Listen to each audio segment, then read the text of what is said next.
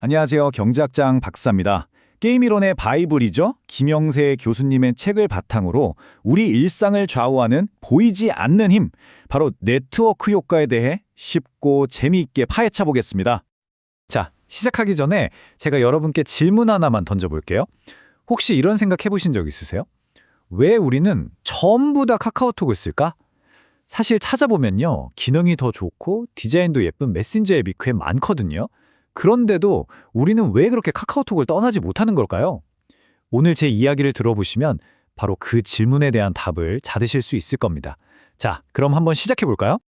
네, 우리가 카카오톡만 고집하는 그 이유, 그 비밀의 열쇠가 바로 오늘 우리가 알아볼 네트워크 효과라는 개념 안에 숨어 있습니다.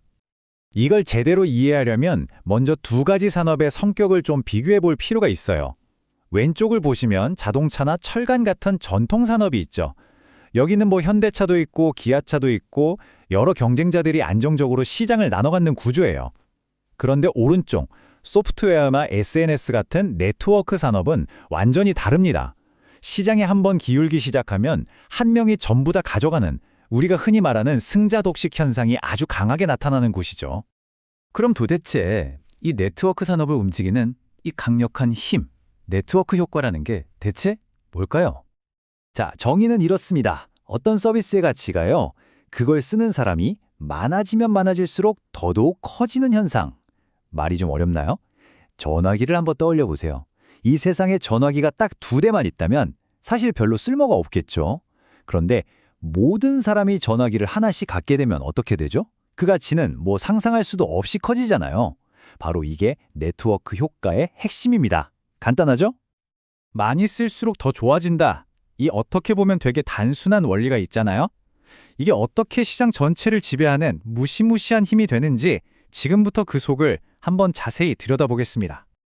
좋아요. 그럼 이 네트워크 효과라는 게 우리 같은 소비자 입장에서는 구체적으로 뭐가 좋다는 걸까요? 어떤 이득이 있는 거죠?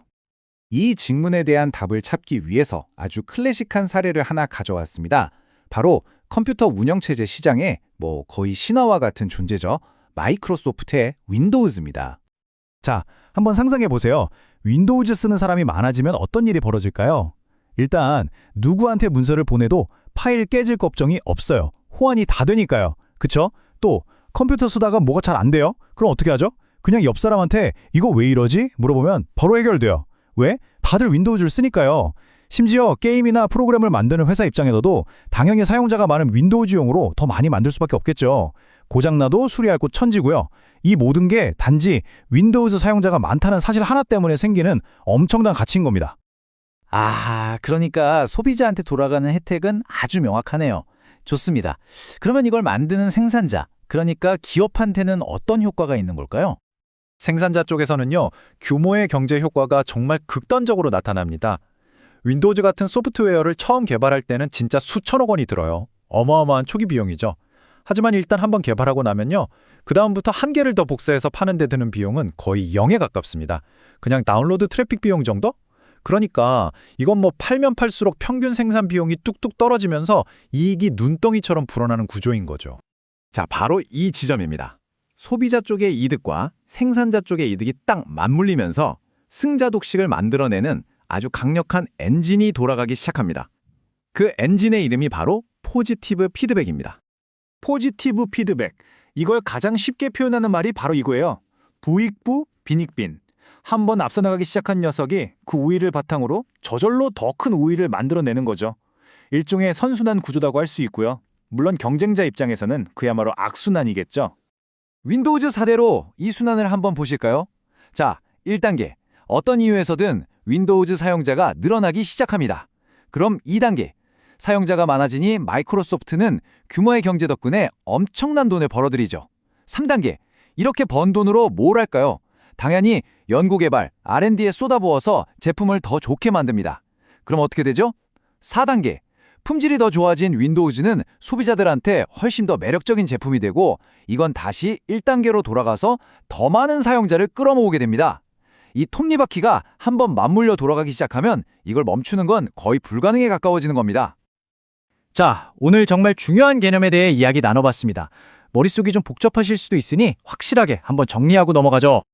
오늘 이야기의 핵심 딱 3가지입니다. 첫째, 네트워크 효과란 사용자가 많을수록 가치가 커지는 현상이다. 둘째, 이 효과는 소비자에게도 좋고 생산자에게도 이득이 되는 양면 효과를 가진다. 그리고 마지막, 가장 중요한 거죠. 이 2가지 효과가 만나서 빙글빙글 도는 포지티브 피드백이 바로 승자독식 시장을 만드는 핵심 엔진이라는 것. 이 3가지만 기억하시면 됩니다. 자, 이제 맨 처음 던졌던 질문으로 한번 돌아가 볼까요? 왜 우리는 카카오톡을 쓸까요? 이제는 그 답이 선명하게 보이시죠? 그럼 마지막으로 여러분께 질문 하나를 던지면서 마무리하겠습니다. 지금 여러분이 매일 쓰는 서비스들, 유튜브, 인스타그램, 배달의 민족, 이런 것들 중에서 이건 정말 네트워크 효과가 엄청나구나 하고 느끼는 게 있으신가요? 그리고 그 이유는 뭐라고 생각하시나요? 한번 곰곰이 생각해 보시면 오늘 배운 내용이 훨씬 더 현실적으로 또 흥미롭게 다가올 겁니다. 지금까지 경제학 장 박사였습니다. 감사합니다.